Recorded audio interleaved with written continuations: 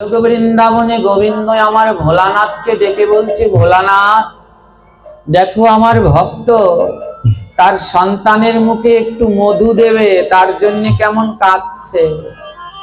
তুমি একটা কাজ করো ভোলানাথ, আমার এই ভক্ত নারায়ণ ভট্ট একটু ভুলের জগতে আছে, গিয়ে ওর ভুলটা ভাঙিয়ে দিয়ে আসো। ভোলানাথ এক ব্রাহ্মণের রূপ ধারণ করে নারায়ণ ভট্টের গৃহে দাঁড়ালেন আর ভক্ত ভক্ত বলে ডাকলেন। নারায়ণ ভট্ট তাকিয়ে দেখে তার দরজার সামনে এক বৈষ্ণব। নারায়ণ ভট্টের কষ্ট আরো বেড়ে গেল, আজ এমন দিনে বৈষ্ণব আসলো, ঘরে যে আমার একটা পয়সাও নাই। বৈষ্ণব ব্রাহ্মণ রূপী ভোলানাথ বললেন, নারায়ণ ভট্ট তুমি কাঁদছো কেন? বলে, এখন কাঁদছি, তোমার মতো ভক্ত এসেছে কিন্তু সেবা দেব আমার অর্থ নাই। বলে, এর আগে কাঁদছো কেন? বলে, আগে কেঁদেছি কেন জানো? আগে কেঁদেছি এর জন্যে আমার একটা কন্যা হয়েছে, মুখে একটু মধু দেব কিন্তু কেনার সামর্থ্য নাই। ভোলানাথ বলছে, নারায়ণ ভট্ট একটা জায়গায় ভুল বলেছো। বলে, কি ভুল? বলে, ওই যে বললে মধু দেবে, মুখে মধু দেবে। বলে, হ্যাঁ মুখে মধু দেব। ভোলানাথ বলে, শোনো নারায়ণ ভট্ট, সন্তান জন্মালে মুখে মধু দিতে নাই। আমাদের শাস্ত্রে বলছে সন্তান জন্মালে মধু দিতে হয়, তবে তা মুখে না। ভোলানাথ বলে, কোথায়?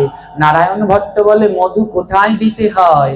ভোলানাথ বলে, সন্তান জন্মালে মধু কোথায় দেবে জানো? বলে, দোকানে দোকানে দোকানে দোকানে দোকানে দোকানে দোকানে দোকানে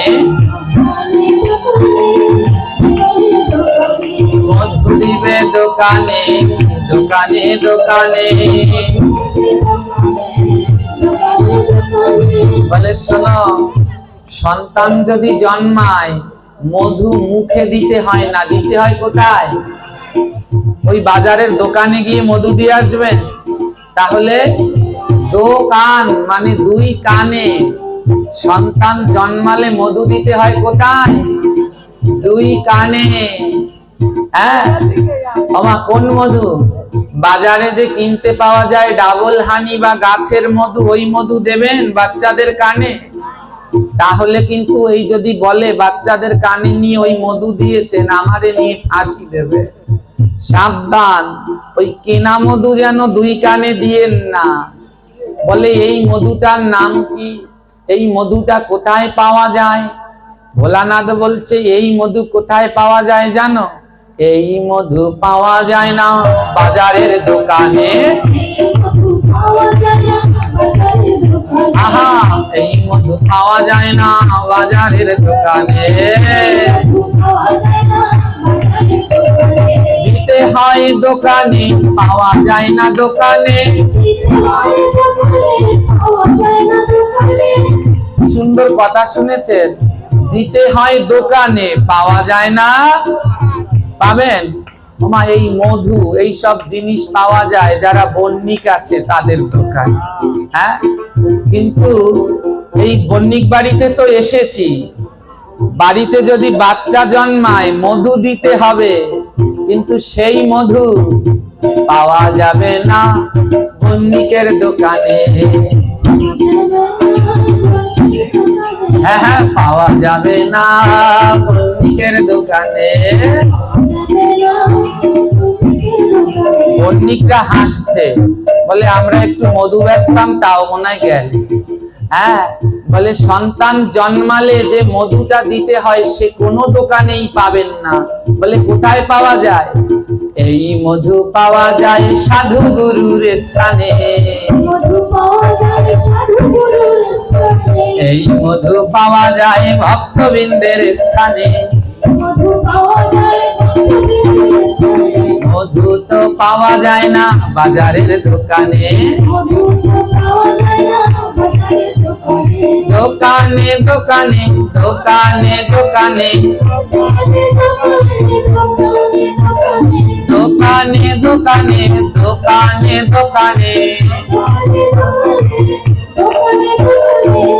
বলে শোনো নারায়ণ ভট্ট, ভোলানাথ বলছে শোনো নারায়ণ ভট্ট, বাচ্চা জন্মালে পরে যেই মধুটা দিতে হয় সেটা বাজারের দোকানে সেটা পাওয়া যায় সাধুগুরু বৈষ্ণবের স্থানে।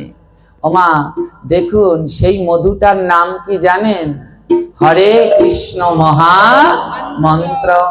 হরে কৃষ্ণ কৃষ্ণ কৃষ্ণ হরে হরে, হরে রাম রাম রাম হরে হরে।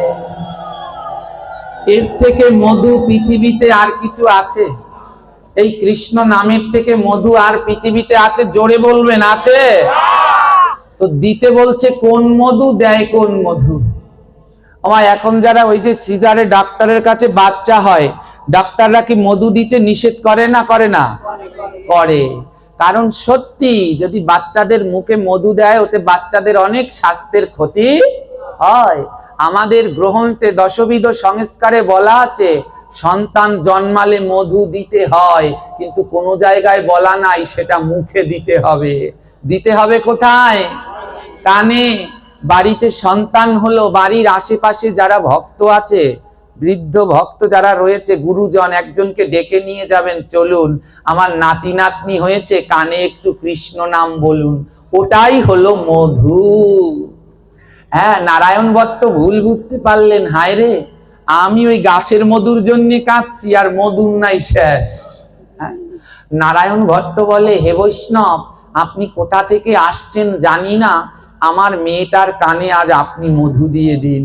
ও বৈষ্ণবটা কে বলুন তো? স্বয়ং মহাদেব। মহাদেব এসেছে ভুল ভাঙানোর জন্য। এমন ভাগ্য কারো হবে যে জীবনে প্রথম নামটা শুনলো মহাদেবের মুখে। আজ মহাদেব গিয়ে সেই সুনীতির মেয়ের কানে মধু দিচ্ছে। হরে কৃষ্ণ কৃষ্ণ কৃষ্ণ হরে হরে, হরে রাম রাম রাম হরে হরে।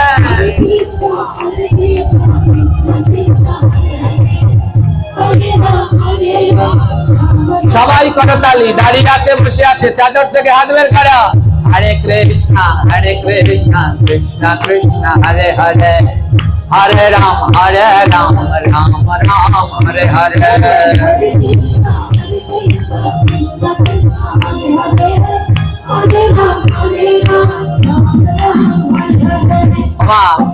আপনারা যোগ ব্যায়াম শেখেন, যোগ ব্যায়াম শিখেন না। এই যে যাদের একটু বয়স্ক হয়ে গেছে দেখবেন হাত নাড়াতে পারে না, মায়েরা বেশি বলে বাবা এই যে হাতটা জাগিয়ে চুলটা বাঁধবো, বাঁধতে পারছি না, এত ব্যথা।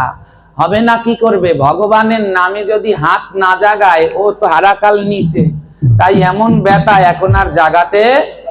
যেই ডাক্তারের কাছে যায় ডাক্তার ব্যায়াম দেবে, দেখবেন ডাক্তার কতগুলো ব্যায়াম দেবে। যাদের হাতে ব্যথা তাদের একটা ব্যায়াম দেয়, কেমন জানেন? এমন যাদের হাতে ব্যথা আছে এমন একটা ব্যায়াম দেয়, প্রতিদিন 10 বার করবেন। এরকম ভাবে হাতে তালি দিয়ে 10 বার করবেন, একেবারে দেহের যতগুলো জয়েন্ট আছে সব নড়ে চড়ে যাবে। হ্যাঁ, তো আসুন একসাথে ব্যায়ামও হবে, কীর্তনও হবে। হাত দুটো সব উপরে তুলুন, নাড়িয়ে নাড়িয়ে যত আরো জাগাতে হবে মায়েরা, তাহলে হাতে ব্যথা থেকে যাবে, কিন্তু জাগান, এটা একটা ব্যায়াম। হরে কৃষ্ণ কৃষ্ণ কৃষ্ণ হরে হরে, হরে রাম রাম রাম হরে হরে। উলুধ্বনি মায়েরা, উলুধ্বনি। হরে কৃষ্ণ কৃষ্ণ কৃষ্ণ হরে হরে, হরে রাম রাম হরে হরে।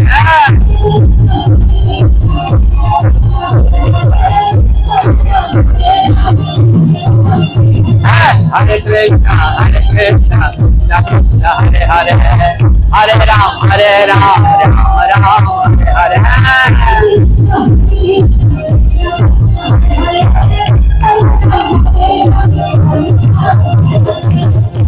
তাই এটা প্রতিদিন করবেন, সবাই করবেন, দেখবেন সব জয়েন্ট গুলো ঠিক আছে। হ্যাঁ, তেমন করবেন, এটা একটা ব্যায়াম। দেখুন, ব্যায়ামও করা হয়ে গেল, প্রভুর নাম করাও হয়ে গেল। আজ ভোলানাথ মেয়েটার কানে যেই নাম দিলেন না, এমন মধু আর আছে? বিশ্ব ব্রহ্মাণ্ডে কৃষ্ণ নাম 16 নাম 32 অক্ষরের থেকে আর মধু আছে? পাবেন? আর কোনোদিন হবে না। হ্যাঁ, আগেও ছিল না, আর কোনোদিন হবেও না। যেই মেয়েটার কানে হরি নাম দিলেন না, সঙ্গে সঙ্গে কান্না থেমে গেল। ভোলানাথ বলে, নারায়ণ ভট্ট, তোমার এ মেয়ে বড় ভক্ত হবে, এই সবে মাত্র জন্মালো, হরি নাম দেওয়ার সাথে সাথেই কান্নাটা থেমে গেল। হ্যাঁ, কান্নাটা থেমে গেল।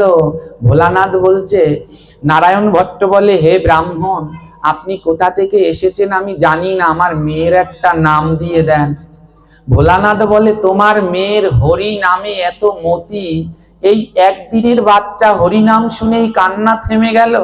তাই ভোলানাথ নাম দিলেন, হরি নামে যার মতি তার নাম হরিমতি। হরি নামে যার মতি তার নাম হরিমতি। এবার নাম রাখিল হরিমতি, নাম রাখিল হরিমতি।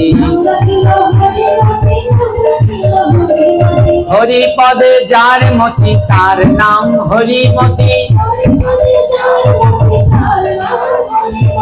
হরি পদে যার মতি তার নাম হরিমতি। নাম রাখিল হরিমতি, নাম রাখিল হরিমতি।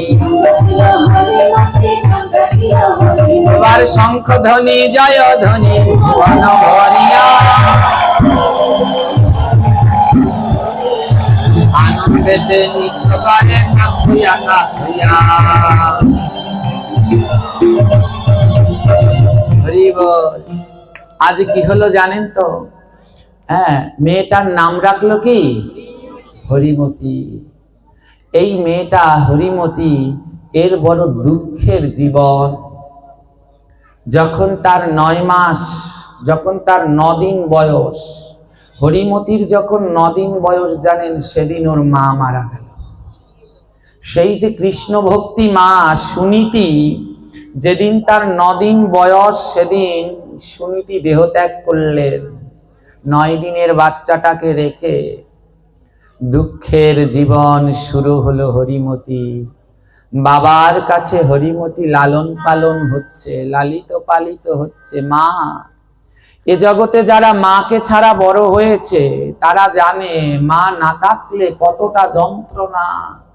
কারণ মায়ের মতো ভালো এ জগতে আর কেউ বাসে না।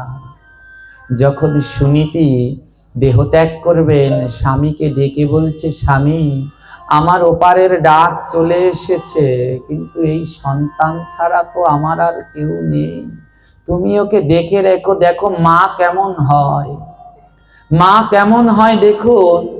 মরে যাচ্ছে, মৃত্যুকালেও মায়ের চাওয়া হচ্ছে তার সন্তান যেন ভালো থাকে।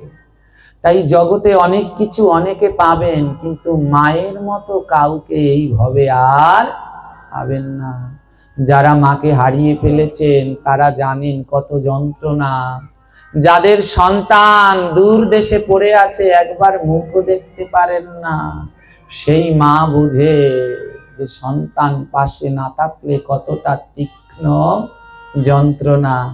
আবার কতকের মাও আছে, সন্তানও আছে, কিন্তু সন্তানরা মা বাবার সাথে এত খারাপ আচরণ করে, তারাও বোঝে কি যন্ত্রণা। জগতে সবকিছু বারবার পাওয়া যায়, কিন্তু মায়ের মতো এমনও বান্ধব আর পাবেন না। তাই মহাজন লিখলেন, জনম দুঃখিনী আমার, দরদি আমার, জনম দুঃখিনী আমার, দরদি আমার। হে জনম দুঃখিনী আমার দরদি আমার জন্মমধু দরদি ওরে মায়ের মতো এমন বন্ধ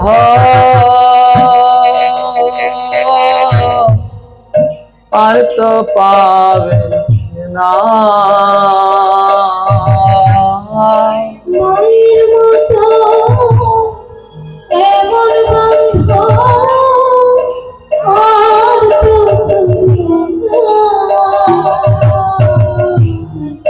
জনমদ ইনি আমার দরদি আমার জন্মমধু দরদি হে কেউ কাঁদেনি প্রসব কালে কেঁদেছিল মা কেউ কাঁদেনি প্রসব কালে কেঁদেছিল মায়ের অন্তরে কে ব্যথা দিও না মায়ের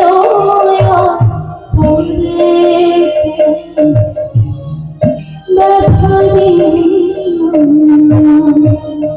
তোমরা মায়ের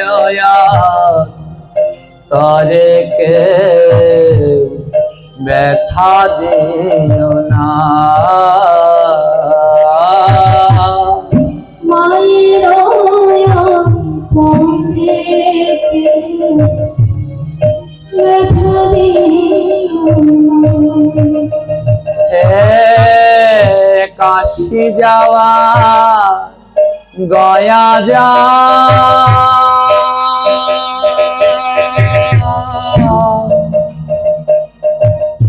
যাও রে বৃন্দাবন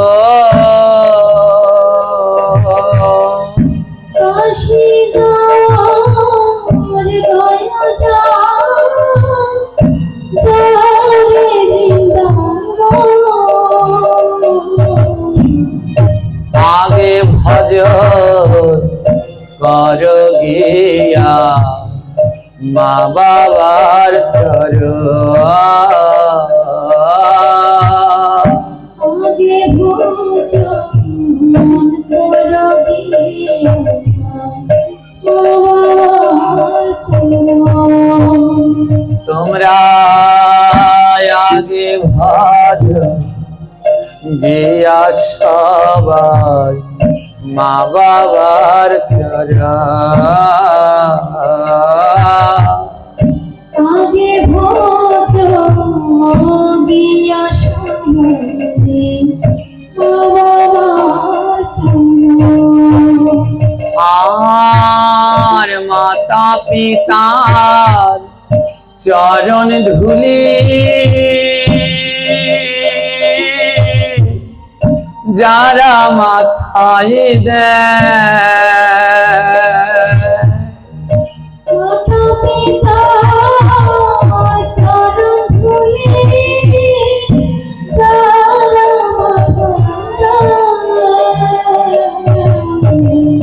প্রাণ গোবিন্দ বলে আমি তার সঙ্গে সঙ্গে যা প্রাণ গোবিন্দ বলে আমি সঙ্গে সঙ্গে সদা। জগতে তো কত গুরু বৈষ্ণবের চরণ ধুলা মাখলেন, কিন্তু আসল চরণ ধুলা হলো মাতা পিতা। বলে যে জন মাতা পিতার চরণ ধুলা মাথায় দেয়, বুকে জড়িয়ে ধরে, গোবিন্দ বলে আমি তার সঙ্গে সঙ্গে যাই। আজ এখানে যদি কোনো ভাগ্যবান সন্তান থেকে থাকেন, যার মা বাবা এই আসরে বসে আছে, এক মুহূর্ত দেরি না করে আজ ভক্ত ভগবানের সম্মুখে মা বাবার চরণ ধুলিটা নিয়ে নিন, একবার মা বাবার অঙ্গ পরশটা করে নিন, দেখবেন আপনার মানব জীবন ধন্য হয়ে যাবে। মাতা পিতা অঙ্গ পরশ করে যে মাতা পিতা রঙ্গ করে যে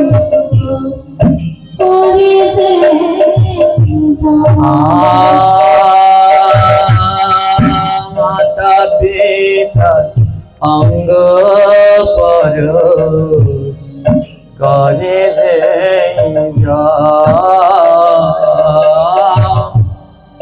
মাতা পিতা রঙ্গ করে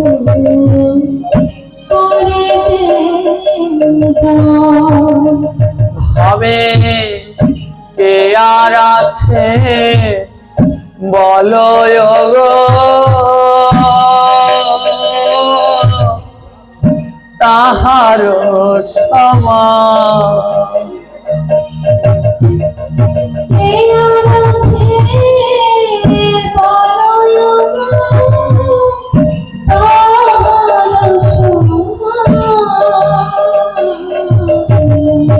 মাতা পিতা রঙ্গ পরশ করে যে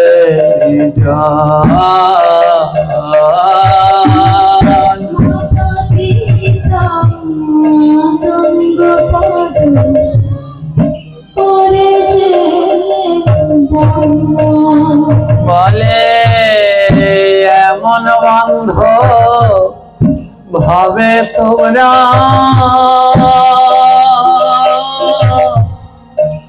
আর পাবানা,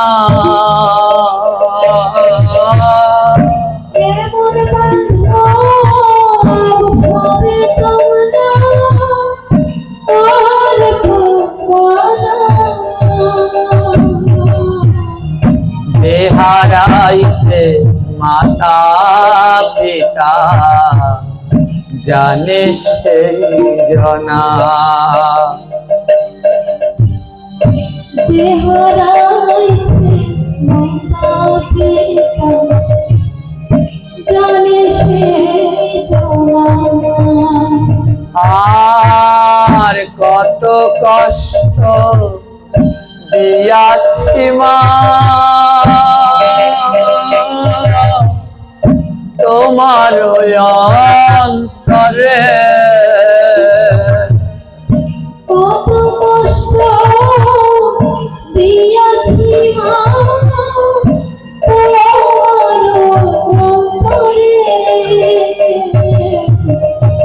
ক্ষমা করে দিও মাগো অধমে সন্তান রে,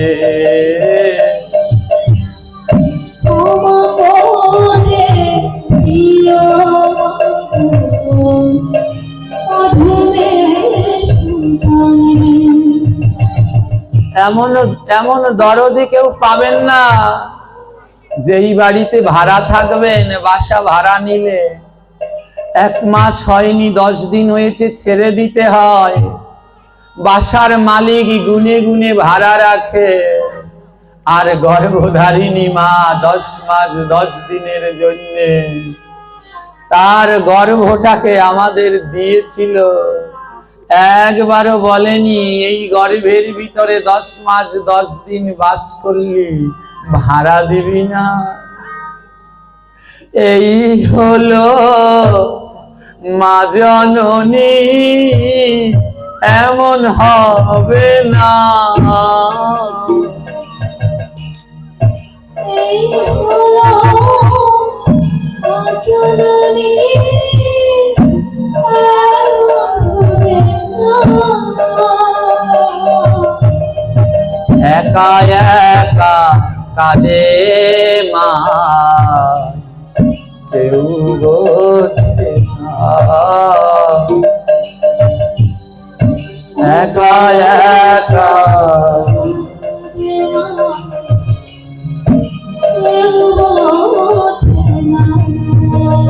ওরে মাতা পিতা মত হবে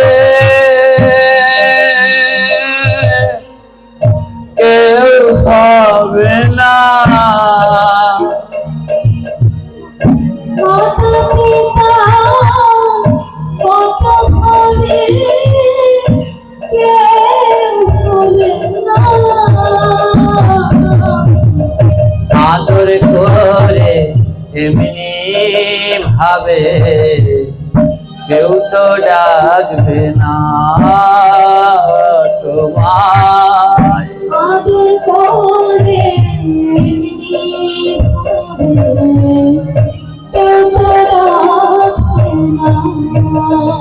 না খেয়ে আছো, বাড়ির যারা স্বজন আছে ডাকবে খেতে আয়, কিন্তু মায়ের মতো করে এমন জগতে কেউ আর ডাকবে না। সন্তান যদি ব্যথা পায় আগে বোঝে মা, সন্তান যদি ব্যথা পায় আগে বোঝে মা দুর্গা মা কালীর কাছে গিয়ে দুর্গা দুর্গা কালী কালী বলে ডাকবে, দুর্গা সাড়া দেবে না। তুমি দূর দেশে থাকো, তোমার মা অন্য দেশে, ব্যথা পেয়েছো, সন্তান যেই ব্যথা পায় ব্যথা পেয়ে বলে ওরে মা, সঙ্গে সঙ্গে সেই মা ডাক শুনতে পায়। মা বুঝে যায় আমার সন্তান ভালো নাই, তাই এমন রদি ভবে কেহ হবে না।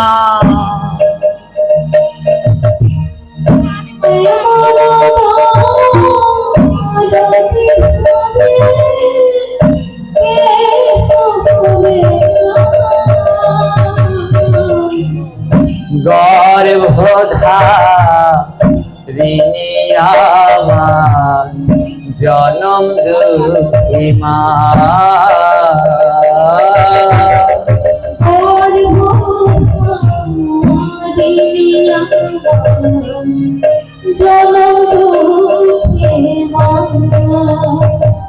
আজ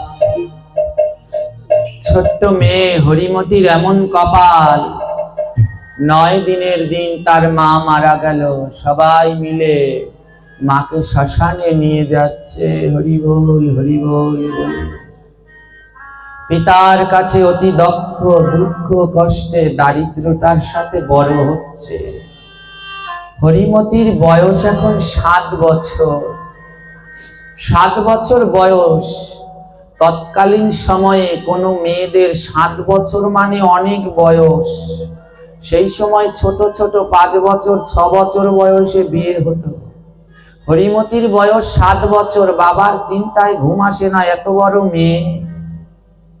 ভালো একটা পাত্র দেখে 7 বছরের হরিমতি, সংসারের কোনো জ্ঞান নাই, এখনো পুতুল খেলা, গোবিন্দকে নিয়ে পড়ে থাকে। বাবা নারায়ণ ভট্ট কি করলেন জানেন? 7 বছরের মেয়েটাকে ভালো একটা পাত্র দেখে বিবাহ দিলেন। লাল বেনারসি, মাথা জুড়ে সিঁদুর, নতুন শাখা। নববধূর সাজে সজ্জিত হয়ে হরিমতির বিবাহ হলো এক সুন্দর বরের সাথে। বিয়ে শেষ, নতুন বর আর বউকে বরণ করে ঘরে নেওয়া হলো। ওই বর বউ ঘরে নিয়ে মিষ্টি মুখ করায় না? যেই বর বউ ঘরে নিয়ে গেছে না, মিষ্টি মুখ যেই করাতে গেল, অমনি সুনীতির বরের নাক মুখ থেকে রক্ত বেরোতে লাগলো। সবার সামনে বরটা মাটিতে ঢলে পড়ল, ছটপট করতে করতে ওখানেই বর দেহ ত্যাগ করল। দেখুন কেমন দুঃখের কপাল, বিয়ে হয়ে ঘরে আসতে পারলো না, বর ওখানেই মারা গেল। সবাই মিলে হাউমাউ করে কাঁদছে, সুনীতি কিছুই বুঝতে পারছে না। যেই পালকিতে করে সুনীতির বরের সাথে যাওয়ার কথা ছিল, সেই পালকিতে করে সবাই মিলে সুনীতির বরের লাশটা নিয়ে যাচ্ছে, হরিবোল হরিবোল বলে চলে যাচ্ছে। গ্রামের মহিলারা এসে লাল বেনারসি খুলে সাদা থান কাপড় পরিয়ে দিয়েছে, শাখা পলা ভেঙে দিয়েছে, কপালের সিঁদুর মুছে দিয়েছে। 1 ঘন্টাও সিঁদুরের জোর তার রইল না। আর সবাই মিলে কথা শোনাতে লাগলো, অকালের বিধবা, তুই একটা ডাইনি, এই বয়সে স্বামীকে খেয়েছিস। যে যেমন পারে কথা শোনাচ্ছে, একবার ওর মনের কথা কেউ চিন্তা করছে না যে ওর হৃদয়ে কত কষ্ট। সুনীতির বাবা এই যন্ত্রণা সহ্য করতে না পেরে অচৈতন্য হয়ে পড়ে আছে। পাড়া প্রতিবেশী আত্মীয় স্বজন সবাই এক একটা কথা বলে বলে যাচ্ছে। থান কাপড়, সাদা থান কাপড় পরে সুনীতি এসে বাবার সামনে দাঁড়িয়েছে। এই জগতে সেই বাবা মা বোঝে যে বাবা মা বেঁচে থাকতে মেয়ে যদি বিধবা হয়, এ যে কি যন্ত্রণা যাদের হয়েছে তারা বোঝে। সুনীতি বিধবার বেশে এসে দাঁড়িয়েছে, বাবা গিয়ে জড়িয়ে ধরেছে, কষ্ট হচ্ছে। হরিমতি হরিমতি এসে জড়িয়ে ধরেছে, বাবা এসে জড়িয়ে ধরেছে, কষ্ট হচ্ছে। হরিমতি বলছে, না বাবা, আমার কোনো কষ্ট নেই। বাবা হরিমতিকে ঠাকুর ঘরে নিয়ে গেল, চল। ঠাকুর ঘরে নিয়ে ভগবানের বিগ্রহটা কোলে তুলে দিল, নে মা, আজ থেকে এই গোবিন্দ তোর স্বামী, সন্তান সব। তোর জীবনে আর কিছু নাই রে। তোর বিধি লিপি বড় কঠিন, 9 দিনের দিন মা মারা গেল, দারিদ্র দুঃখে বড় হলি, বিয়ে হয়ে ঘরে আসতে পারলি না, স্বামীও মারা গেল, এবার এই জগৎ স্বামী গোবিন্দকে নিয়ে থাক। হরিমতি বাবার কথা মতো গোবিন্দ সেবা করে দিন কাটায়। দেখতে দেখতে হরিমতির বয়স এখন 16 বছর। কত বছর হয়েছে? 16 বছর। অপূর্ব সুন্দরী দেখতে। বাবার রাত্রবেলায় ঘুম আসে না, এত সুন্দরী মেয়ে, এই অল্প বয়সের বিধবা। আমি যদি এই মেয়েকে রেখে মরে যাই, আমার এই মেয়ে কে দেখবে? কে দেখবে মেয়েটাকে, এই বয়সের বিধবা? শিয়াল কুকুরের তো কোনো অভাব নাই। মেয়েটার দিকে তাকিয়ে বাবা সারাদিন কাঁদে, হায় রে কি কপাল রে তোর মা, যেই সময় তুই শাখা পলা পরে ঘুরবি, সেই সময় তোকে সাদা শাড়ি পরে আজ ঘুরতে হচ্ছে, তোর যে কি যন্ত্রণা। হরিমতি বাবা একদিন ভগবানকে তুলসী দিচ্ছে, গিরিধারীকে তুলসী দিচ্ছে। মাগো, জীবনে হরিমতির বাবা ভগবানের কাছে কিছু চায়নি, আজ ভগবানের চরণে যেই তুলসী দিচ্ছে না, ওই তুলসী দিতে দিতে গোবিন্দের কাছে মনের অজান্তে একটা চেয়ে ফেললেন। ভগবানের কাছে তুলসী দিতে দিতে বলছে, হে প্রভু, আমার মেয়ের যদি একটা সন্তান থাকতো তাহলে আমি মরেও শান্তি পেতাম। জীবনে কিন্তু কিছু চাইনি, আজ প্রথমবার চাইলো যদি একটা সন্তান থাকতো আমি মরেও শান্তি পেতাম। যেই না এই কথা বলেছে, ভগবানের ভিতর থেকে আওয়াজ আসছে, তথাস্তু। নারায়ণ ভট্ট, তোমার মেয়ের সন্তান হবে। নারায়ণ ভট্টের আনন্দ ধরে না, আমার মেয়ের সন্তান হবে, কিন্তু আনন্দটা ছিল খানিক সময়ের জন্যে। কিছু সময় পর নারায়ণ ভট্টের চেতনা হলো, এ আমি কি বর চাইলাম, আমার এই বিধবা মেয়ের যদি সন্তান হয়, জগতে তো আমি মুখ দেখাতে। এর জন্য ভগবানের কাছে কিছু চাইলে অনেক ভেবে ভেবে চাইতে হয়। নারায়ণ ভট্ট ভগবানকে বলল, প্রভু তোমার বর ফিরিয়ে নাও। ভগবান বলে, আর সম্ভব না। আমি যাকে যা দেই ও আর আমি ফিরিয়ে নেই না, তোমার মেয়ের সন্তান হবে। নারায়ণ ভট্ট বলে, প্রভু তাহলে তো আমার মেয়ের কলঙ্ক রটে যাবে, জগতে মুখ দেখাতে পারবে না। ভগবান বলে, তা যাই হোক, তা যাই হোক, তোমার মেয়ের সন্তান হবে।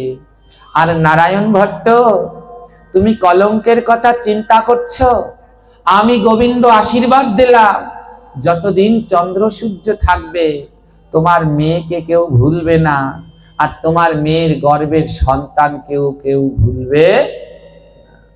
নারায়ণ ভট্ট বলে, প্রভু আমি আর আমার মেয়ের যন্ত্রণা সহ্য করতে পারবো না।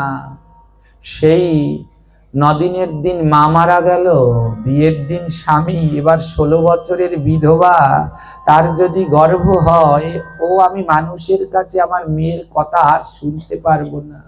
গোবিন্দ তুমি আমায় আরেকটা ইচ্ছা পূর্ণ করবে। ভগবান বলে, কি? নারায়ণ ভট্ট বলে, এই মুহূর্তে যেন আমার দেহ থেকে প্রাণ পাখিটা চলে যায়, আমার মেয়ের এই দুঃখ আমি দেখতে পারবো না। ভগবান বলে, তাই হোক। মৃত্যুর কোলে ঢলে পড়ল নারায়ণ ভট্ট। হরিমতিকে ডেকে বলছে, হরিমতি মা আমার, এবার আমার যাওয়ার সময় হয়েছে। তোর গর্ভে যে আসবে, আমি তো পারলাম না বৈষ্ণবের সেবায় লাগতে, তোর গর্ভে যে আসবে সে যেন বৈষ্ণবের সেবায় লাগে। এই বলে নারায়ণ ভট্ট যখন দেহ ত্যাগ করছে, নারায়ণ ভট্ট দেখলো গোবিন্দের গা থেকে একটা দিব্য জ্যোতি, ভগবানের একটা অংশ গিয়ে হরিমতির গর্ভে প্রবেশ করলো। নারায়ণ ভট্ট মৃত্যু আগে বুঝতে পারলো, হরিমতির গর্ভে যে প্রবেশ করেছে সে হলো ভগবানের অংশ, শ্রীহরির অংশ। নারায়ণ ভট্ট দেহ ত্যাগ করলেন। গ্রাম পাড়া প্রতিবেশীরা সবাই মিলে সৎকার করলেন। বেশ কিছুদিন কেটে গেল। গ্রামবাসীরা লক্ষ্য করলো হরিমতির গর্ভে সন্তান। গ্রামের সবাই মিলে সালিশ ডেকেছে, কিরে হরিমতি, কার সাথে এই পাপের কাজ করেছিস? তোর গর্ভে সন্তান, এ সন্তান কোথা থেকে আসলো? কার সাথে পাপ করেছিস? হরিমতি বলে, বিশ্বাস করো, এখন অব্দি আমাকে কেউ স্পর্শ করেনি, আমি জানি না আমার গর্ভের এই সন্তান কোথা থেকে এসেছে। সবাই বলল, এ সন্তান অবৈধ। ওমা, ও সন্তান কি অবৈধ? জোরে বলবেন। হ্যাঁ, কুন্তী মা কি কারো সাথে সঙ্গ করেছিলেন? তাও তার 6টা পুত্র হয়নি। তাও কুন্তী মা মহা সতী। আজ গ্রামের সবাই মিলে সিদ্ধান্ত নিয়েছে, ওকে এক ঘরে করে রেখে দাও। সবাই মিলে হরিমতি মাকে এক ঘরে করে রেখেছে। এক ঘরে বোঝেন, সেই ঘরে কেউ যাবে না, তারটা কেউ খাবে না, কোনো বাজারে গেলে সদায়ও দেবে না, এক ঘরে করে রেখে দিয়েছে। হরিমতি বলে, বেশ করেছো, এখন আমায় এক ঘরে করে রেখে দিয়েছে তো, কিন্তু তাতে আমার আরো ভালো হয়েছে। তোমাদের কাছে গেলে আমার যে সময় নষ্ট হতো, এখন থেকে আর তা হবে না। সেই সময় আমি আমার গোবিন্দের নাম করে কাটাবো।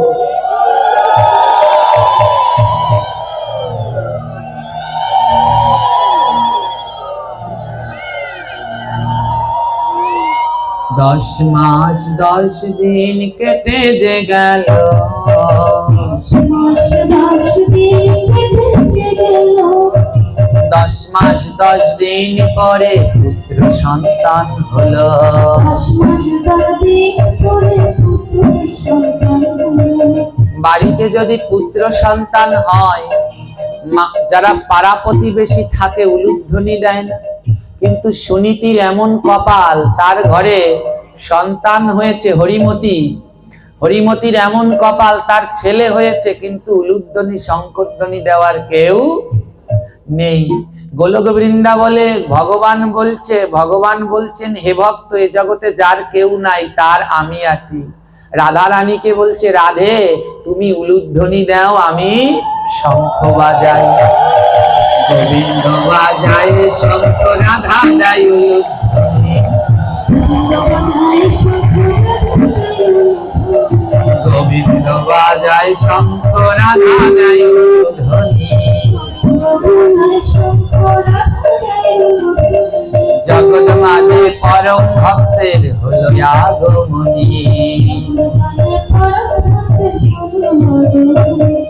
আজ জগতে এক পরম ভক্ত জন্মগ্রহণ করেছে, তাই সাক্ষাৎ রাধারানী তার জন্মে উলুধ্বনি দিচ্ছে, ভগবান নিজে শঙ্খ বাজাচ্ছে। হরিমতির পুত্র তাই নাম হরিদাস, জগৎ জুড়ে এই পুত্রের হইবে প্রকাশ। হরিমতির পুত্র তাই নাম হলো তার কি? হরিদাস। দিনে দিনে দেখো পুত্র বাড়িতে লাগিল,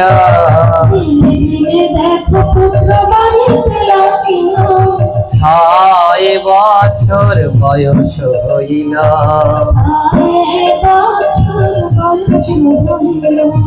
ছেলেটা দিন দিন বাড়ছে, বয়স এখন 6 বছর। কত বছর? এই যে পাঠটা করছি আলোচনাটা অনেক বড়, তাই এখন আর বাকি অংশ করব না, কেটে চিটে করব। কারণ আমাদের তাড়াতাড়ি পাঠ বিশ্রাম দিতে হবে। তো আর বেশি রাত্র করব না। এখন ছেলেটার বয়স হলো 6 বছর। মা আর ছেলে আনন্দে আছে।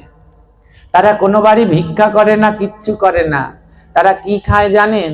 মা আর ছেলে ওই গাছ থেকে শাক পাতা তুলে কচু গাছের মুতো সিদ্ধ করে ভগবানকে দেয়, আর দুজনে প্রসাদ পায়। কেমন এই ভক্ত চরিত্র কেন গ্রন্থে লিখলেন ভক্তমালগণ? কারণ যদি ত্যাগ না করে কোনোদিন ভগবানকে পাওয়া যায় না।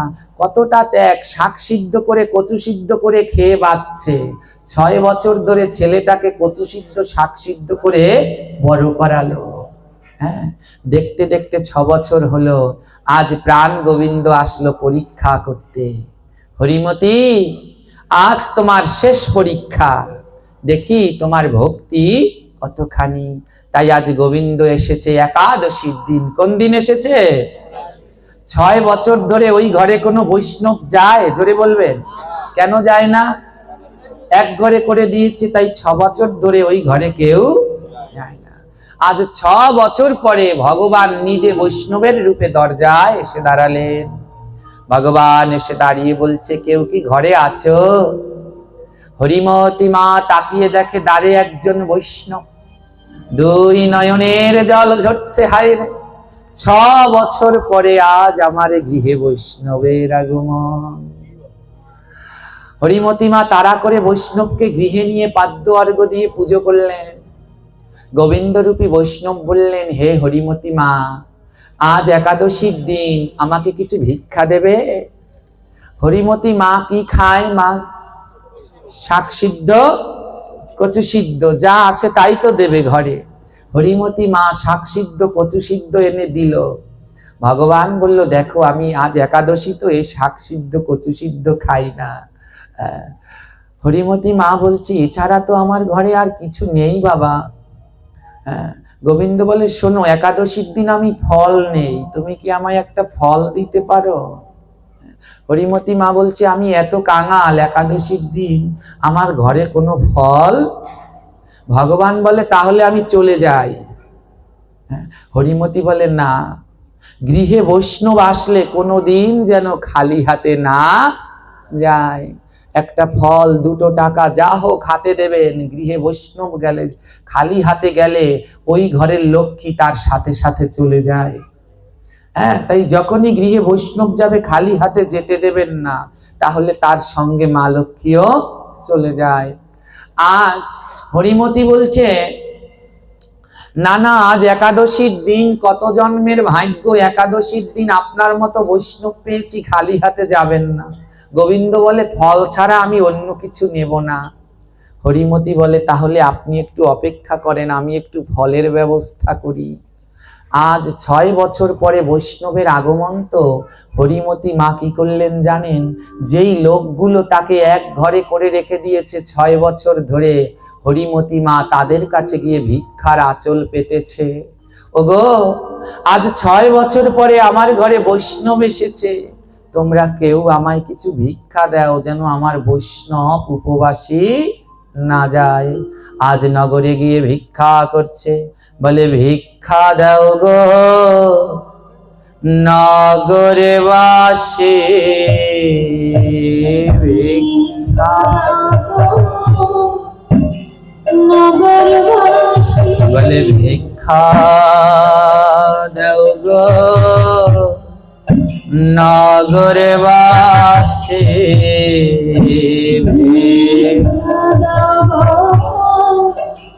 নগরবাসী বলে ঘরে বৈষ্ণব উপবাসী, ভিক্ষা দাও গো নগরবাসী, ঘরে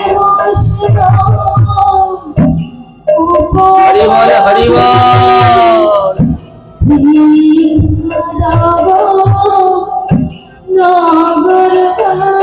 আমার ঘরে বৈষ্ণব উপবাসী, ভিক্ষা দাও গো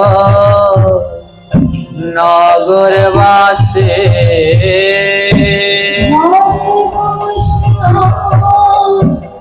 উপবাসী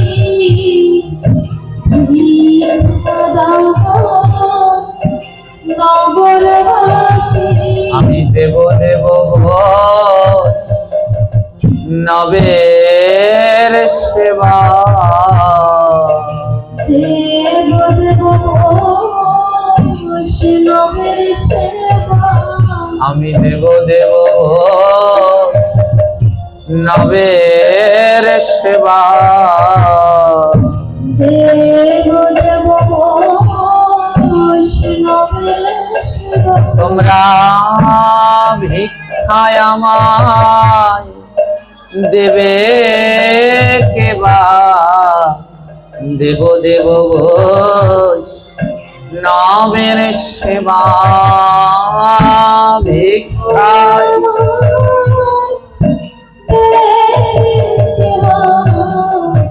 দেব দেব বৈষ্ণবের সেবা। আজ গ্রামের ঘরে ঘরে গিয়ে বলছে কেউ আমায় ভিক্ষা দাও না, আমার ঘরে নয় একজন বৈষ্ণব উপবাসী। ওমা হরিমতির ঘরে যে বৈষ্ণবটা উপবাসী সে কে? জোরে বলবেন। ভগবান স্বয়ং আজ বৈষ্ণব রূপে হরিমতির ঘরে উপবাসী। হরিমতি নগরে নগরে গিয়ে বলছে দাও না, আমার ঘরে বৈষ্ণব। গ্রামের লোক সবাই মিলে তাড়িয়ে দিচ্ছে, বের হ কুলোটা মেয়ে, হ্যাঁ স্বামী ছাড়া সন্তান জন্ম দিয়েছিস, তুই অসতী অপবিত্র, বেরিয়ে যা। সবাই দূর দূর করে তাড়িয়ে দিচ্ছে, কেউ কোনো ভিক্ষা দিল না। খালি হাতে দুপুর বেলায় হরিমতি ঘরে ফিরে এসেছে। এইদিকে ভগবান ডাকছে, ভগবান রূপী বৈষ্ণব ডাকছে, হরিমতি মা পেলে, ফল পেলে, আমার যে ক্ষুধা পেয়েছে, দাও না একটা ফল। হরিমতি মা আমার কাঁদছে, হে গোবিন্দ আমি কত বড় কাঙাল, 6 বছর পরে আমার গিয়ে বৈষ্ণব আসলো, একটা ফল দেব, আমার সেই সামর্থ্য। হঠাৎ হরিমতি মায়ের মনে পড়ল, কালকে যে আলোচনা করেছিলাম গাঁদা ফুল দিয়ে পুজো দিলে পুণ্য কার হবে, আপনার না গাছের? হরিমতি মার মনে পড়ল গাছের ফুল দিয়ে পুজো করলে পুণ্য তো হবে গাছের, আমার তো কিছু। হরিমতি মা মনে মনে বলছে, হে প্রভু আমি যদি তোমায় আপেল কমলা এনে দেই, ওই পুণ্য তো হবে আপেল কমলার, তাহলে আমার কি হবে? এই গাছে যে ফল হয়েছে সেই ফল যদি তোমার সেবায় লাগে, তাহলে আমার মানব জীবন ধন্য হবে। প্রত্যেক নারীর ফল হলো তার সন্তান, প্রত্যেক নারীর ফল হলো কি? সন্তান। হরিমতির বাবা মৃত্যু আগে বলে গিয়েছিল, মারে তোর সন্তান যেন বৈষ্ণবের সেবায় লাগে। হরিমতি বলে, বাবা আজ আমার সেই সময় এসেছে, আজ আমার সন্তান বৈষ্ণবের সেবায় লাগবে। হরিমতি ভগবানের কাছে গিয়ে বলছে, হে গোবিন্দ, আমি জীবনে কোনোদিনই তোমার কাছে কিছু চাইনি, তাই আজ আমার ঘরে বৈষ্ণব এসেছে। আমার বাবা আর মা বৈষ্ণবকে না সেবা করিয়ে অন্ন খেত না। আজ 6 বছর পরে আমি বৈষ্ণব সেবার সুযোগ পেয়েছি, কিন্তু বৈষ্ণবকে একটা ফল দেব সেই সামর্থ্য নাই। তাই গোবিন্দের কাছে বলছে, হে গোবিন্দ, এই গ্রাম পাড়া প্রতিবেশী আমায় অসতী বলে তাড়িয়ে দিল। তুমি তো জানো আমি সতী কিংবা অসতী, তাই তোমার কাছে আমি বলছি, আমি যদি সতী নারী হই, আমার একমাত্র সন্তান হরিদাস যেন এই মুহূর্তে ফল হয়ে যায়। বলে, আমি যদি সতী হই তাহলে আমার একমাত্র সন্তান হরিদাস এই মুহূর্তে ফল হয়ে যাবে। সতী নারীর মুখের কথা বিফল নাহি হয়, দেখিতে দেখিতে হরিদাস ফল হয়ে যায়।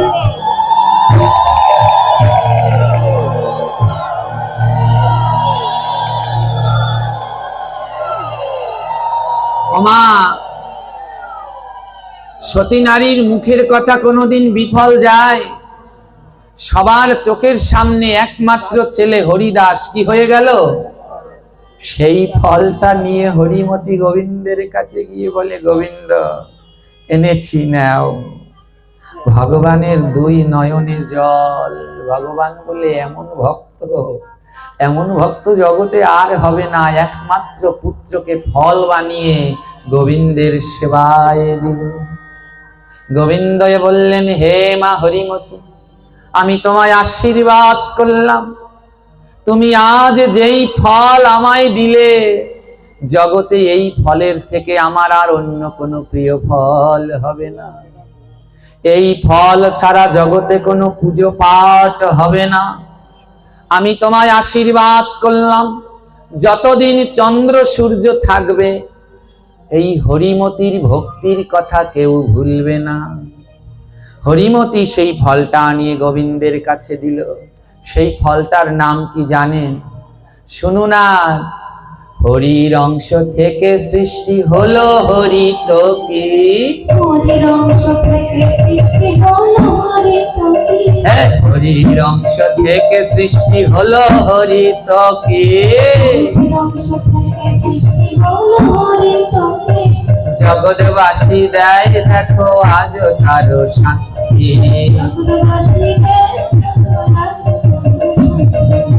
ওই যে হরিমতির গর্ভে কার অংশ প্রবেশ করেছিল? ভগবানের অংশ। তাই হরির অংশ থেকে যে সন্তান, তার নাম হরিদাস। আর এই হরিদাসই হয়ে গেল ফল হরিতকি। গোবিন্দ আশীর্বাদ করলেন, হরিতকি ছাড়া কোনো পূজা নাহি হবে। হরিতকি ছাড়া কোনো পূজা নাহি হবে।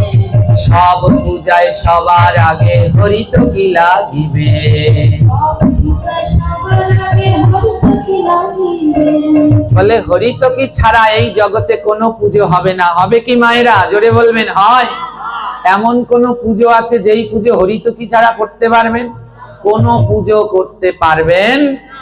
সবটা কিন্তু সব পূজায় লাগে না। বেলপাতা গোবিন্দ সেবায় লাগে, লাল জবা ফুল লাগে, তুলসী পাতা মা কালীর চরণে দেয়া যায়, কিন্তু হরিতকি কালী পূজায়ও লাগবে, কৃষ্ণ পূজায়ও লাগবে।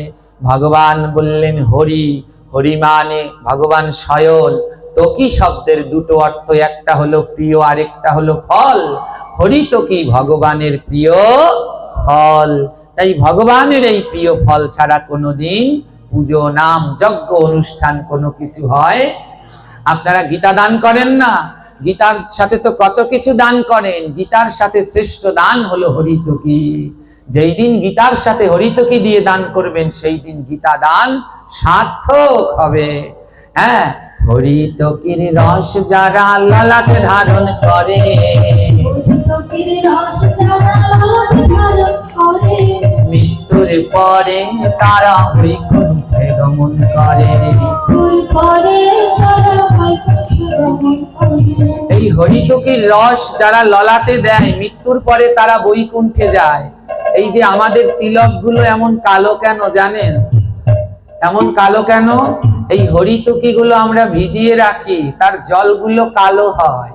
সেই জলের সাথে রাধাকুণ্ডের রস মিশিয়ে আমরা এই তিলক ধারণ করি, তাই এমন এটা কালো।